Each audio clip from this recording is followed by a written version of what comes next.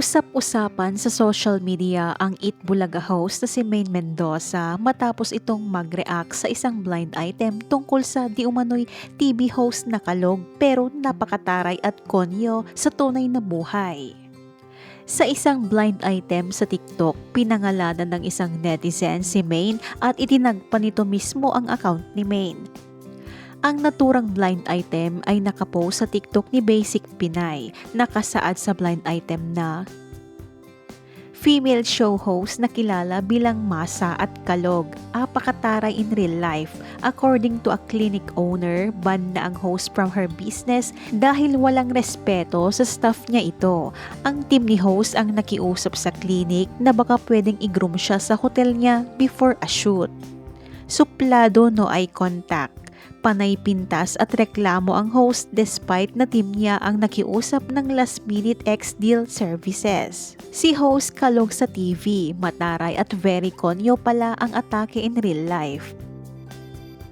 Sa comment section ay agaw pansin nga ang isang comment. Ayon dito, ito umano ay si Maine Mendoza legit. Hirit pa ng isa si MM daw na sa Reddit yung chismis. Ikinawindang naman ng ilang netizens na agad na napansin ni Maine ang pagkakatag sa kanya at agad itong napakomment. Anya, ako agad? May halong laughing emoji naman ang comment ni Maine at tila hindi naman yata sineryoso ito ni Maine. Matatandaan na hindi na rin ito ang unang beses na sinabihan siya na suplada dahil noong nakaraang taon ay umugong din ang balita na nagsuplada siya sa isang sales lady sa Singapore nang gumala ito sa isang mall doon. Pero inalmahan ito ni Maine at sinabing kaya ito nagsupladita ay nabastusan umano siya at feeling entitled daw ang ilang Pinay sales lady doon. Sana nga raw ay tinarayan niya na lang talaga ang mga ito. Ayon pa kay Maine, ito ang pinakamalalang naranasan niya pagdating sa mga kababayan na nasa abroad.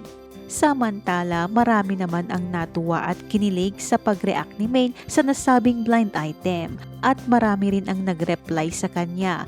Tila hindi sila makapaniwala na agad na napareact ang TV host.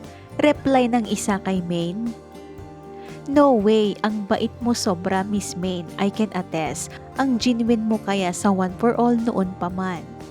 Reply naman ng isa, "Madalas ako sa EB before, nasa Broadway pa sila. Mabait si Maine, di ko alam bakit ganyan mga comments ng iba sa kanya."